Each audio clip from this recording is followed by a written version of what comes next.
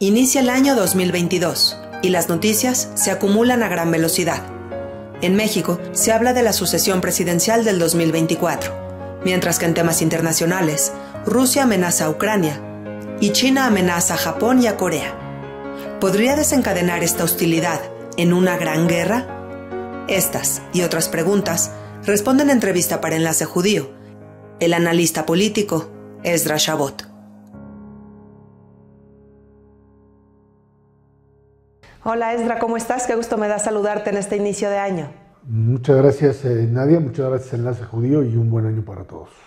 Esperemos que así sea. Iniciamos el 2022 con variante Omicron, igual como finalizamos el año pasado.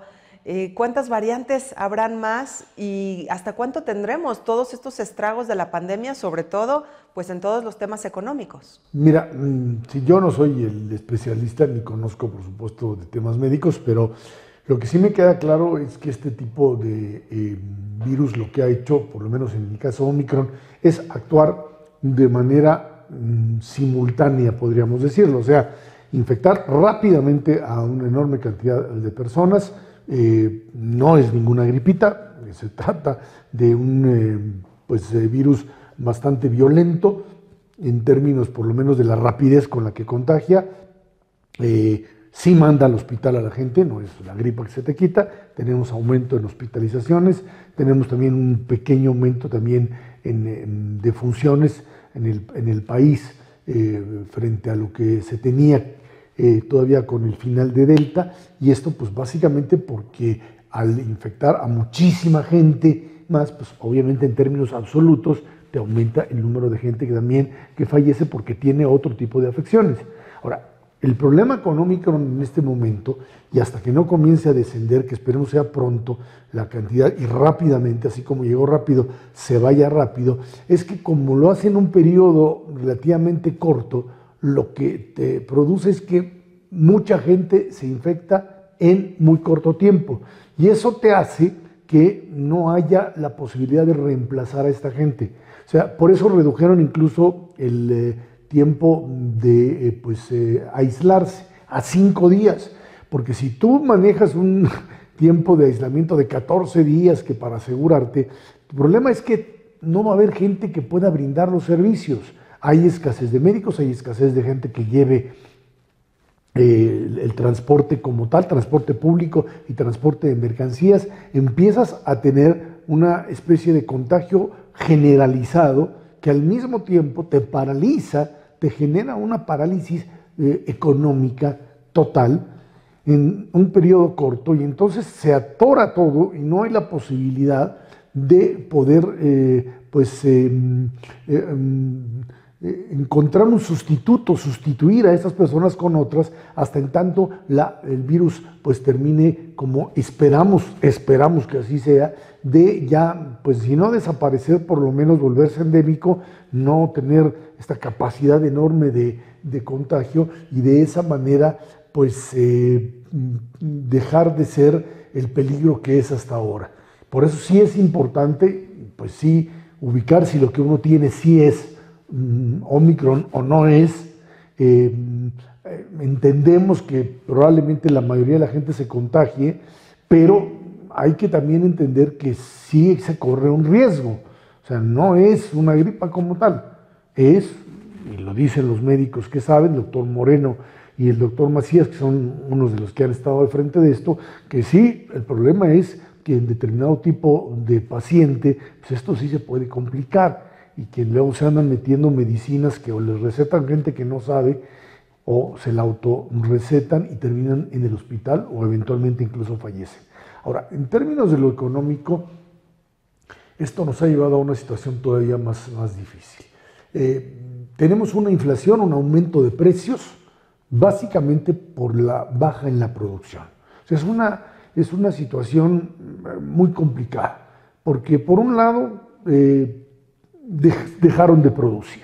O sea, la pandemia desde hace un año hizo que la producción bajara. En los Estados Unidos, que es por donde el mundo seguía, le metió una enorme cantidad de dinero al sistema para evitar que la gente se quedara sin poder comer, sin poder vivir. La gente al principio ahorró y después ya no pudo y empezó a consumir, pero no se producía lo mismo que se consumía. O sea, no había la cantidad de producción para la cantidad de dinero y entonces pues empezaron a subir los precios. Ahí está la inflación del 7 en Estados Unidos y ahora el problema es que tenemos que regresar a un modelo en donde la producción aumente. Es cierto que la actividad económica la van a bajar, tasas de interés altas o que empiecen a subir como tal, pero sí estamos en un problema de poder equilibrar el crecimiento con bajar precios, porque el peor enemigo que se tiene para todos y fundamentalmente para las clases medias y clases bajas es la inflación. La inflación enriquece a los más ricos que tienen posibilidad de defenderse y aumentar precios y mantener la ganancia y lastima fuertemente a clases medias y bajas que simple y sencillamente no tienen cómo defenderse de un alza de precios. En la carrera precios-salarios, precios-salarios, normalmente los precios son los que ganan. Simple y sencillamente el salario no puede ganar en esta carrera y terminan siempre perdiendo capacidad, poder adquisitivo. Ese es el problema en el que estamos metidos, además de, por supuesto, una baja en la inversión que pues, se va a lugares seguros y en México tenemos un problema serio con esto. Y estas problemáticas se suman a los complejos temas políticos que estamos hablando de una sucesión de mandato y de una revocación de la presidencia en el 2024. ¿Por qué estamos hablando de la presidencia del 2024 2 años antes? Porque el presidente de la República decidió adelantarla. Después del resultado electoral en el 2021, el año pasado, lo que el presidente dijo es, bueno, pues vamos a empezar a sacar las cartas y la mía se llama Claudia Sheinbaum, esa es su carta. Y entonces los otros candidatos en Morena, Marcelo Ebrard, Ricardo Morena, dijeron, no, yo también juego, y empezaron a moverse. Y la oposición pues trató de empezar a jugar, aunque no tiene bien definidas las cartas. Esto hace necesariamente que pues, el juego político genere incertidumbre, porque los actores políticos, en lugar de estar pensando, fundamentalmente los de alto nivel, en estar pensando en resolver los problemas concretos, se van cuidando y van actuando en función de la posibilidad de ser candidatos o no. Esto sucede comúnmente, esto te pasa normalmente a fines del 4º y principios del 5º año de gobierno. Pero al adelantar esto nos metemos en esta dinámica. Cuando además el presidente lanza la revocación de mandato, que es un fenómeno muy raro, porque normalmente esto aparece, es una prerrogativa, es un beneficio que se le da a la oposición cuando pues dicen el presidente no funciona, llamemos a la gente a que vote y diga que antes del periodo que tiene, de 6 años, se vaya. Así es como está establecido en la Constitución, pero aquí es el presidente el que lo pide y el presidente el que lanza pues, todas sus baterías para que se dé la revocación de mandato. Sabemos la popularidad que tiene el presidente López Obrador y que ganaría fácilmente en la propia revocación. No sabemos si va a tener el 40% del padrón electoral, que es lo que la ley determina para que la revocación sea válida, pero eso le da una enorme fuerza de que tiene la fuerza, tiene el mandato. Pero nos mete otra vez en un terreno de lucha política, de lucha electoral. Y cuando tú estás jugando todo el tiempo a la lucha electoral, entonces la posibilidad de actuar, de pactar, de negociar, de mover las fichas sin ninguna necesidad de ver si eres popular o no eres popular, se atora. Y desgraciadamente pues vamos a tener los próximos 2 años y medio un juego de política electoral. Y esto sí es un ingrediente que pues pone tensa a las distintas figuras que están ahí en el terreno, fundamentalmente dentro del partido de gobierno y también con una oposición que hasta ahora no ha demostrado pues presentar las cartas necesarias para poder competir frente al gobierno de López Obrador y del partido Morena. Y en temas internacionales, Esdras, resulta que también tenemos pues una amenaza ahora de Rusia sobre Ucrania. ¿Qué pasó y por qué se da esto? Es un fenómeno en donde el presidente Biden ha tenido un año sumamente complicado. Hace una semana se cumple un año del gobierno de Biden, en donde al principio comienza caminando correctamente desde el punto de vista de la pandemia. La pandemia era el centro, vacunan a muchísima gente, por ahí de julio a agosto dicen triunfamos con el tema de la pandemia, se reduce fuertemente, empieza a repuntar un poco y aparece Omicron. Y entonces todo el tema de la pandemia otra vez se prende y daña al que esté en el poder, llámese quien se llame, con la justificación que des, que pues no sabíamos, que se modificó, que el maldito virus tiene capacidad de crecer y de modificarse y de desarrollarse. Esto empieza a mover a los Estados Unidos hacia terrenos difíciles dentro de la política interior.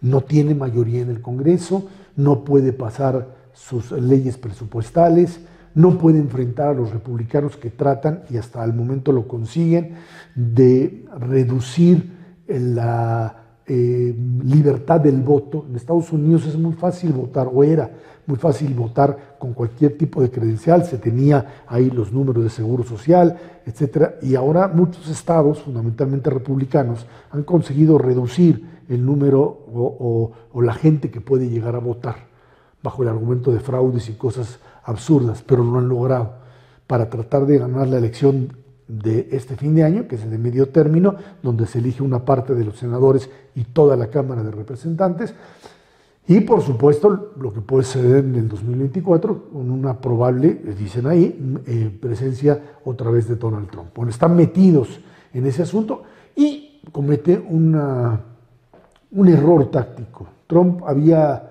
pactado la salida de las tropas norteamericanas de Afganistán para mediados del año pasado, y Biden lo hace. Nada más que el cálculo fue un cálculo equivocado. La forma en la que lo hizo, recordemos, pues terminó con un desastre donde los talibanes arrasaron, tomaron, las tropas norteamericanas otra vez salieron corriendo, y esto le empezó a dar un signo de debilidad, o mostrar un signo de debilidad al propio Biden en ese momento. Esto es aprovechado por Putin, pues, obviamente, y también por los chinos, que ven en la figura de Biden un elemento débil. Y mientras China sigue amenazando a Japón o a Corea del Sur y tiene ahí disputas territoriales, Corea del Norte sigue lanzando misiles balísticos, está calando, como decimos aquí en México, hasta dónde llega. Putin todavía da un paso mucho más adelante y mueve tropas hacia Ucrania, un territorio que sigue considerando como suyo. Recuerden que en la mente de Putin está reconstruir la vieja Unión Soviética bajo el modelo de la Gran Rusia. De ahí sus aspiraciones sobre Georgia, Abjasia, etcétera. Y bueno, pues ahí está Ucrania. La península de Crimea, recordemos, hace unos años terminó anexándola a la brava, invadiendo, y hoy tiene tropas ahí, pero cuando salga esto no haya habido una invasión, pero con la propuesta real de invadir Ucrania bajo el concepto de que Ucrania es el agresor, el viejo argumento del imperio, y que finalmente lo retomó. Si esto sucede, además se da un conflicto con la Unión Europea. La Unión Europea dice, hay que tener una posición de fuerza y decirle a Putin, si tú pones un pie ahí o haces un ataque cibernético como lo has estado haciendo ahora, vamos a tomar medidas mayores. Estados Unidos ha estado en una posición todavía de intento de negociación hasta hace unos días, donde le quedó claro a Biden que si no toma una posición fuerte, pues esto va a ser aprovechado por los rusos para generar un tipo de invasión, no sabemos de qué forma. Ahí estamos atorados y es un verdadero peligro, un peligro real.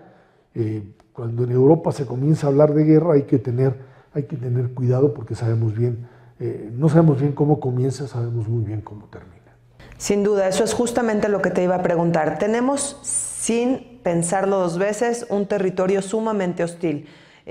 Por un lado, Rusia amenaza a Ucrania, por otro lado, China amenaza a Japón y a Corea.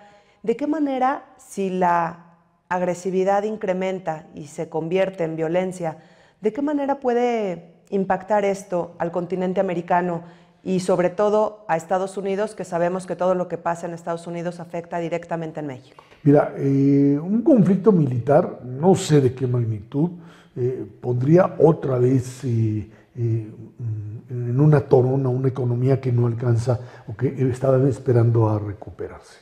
Un tema militar, no sabemos cómo empezaría a desarrollarse en términos reales, pero sí te abre un panorama en donde es obvio que el juego es un juego en donde Rusia trataría de poner ciertas posiciones dentro de Ucrania, habrían sanciones económicas, la OTAN se movería, las fuerzas europeas y norteamericanas se moverían hacia la frontera ucraniana, tratarían en un primer momento de apoyar desde afuera al ejército ucraniano, pero lo siguiente sería pues básicamente una situación muy muy grave.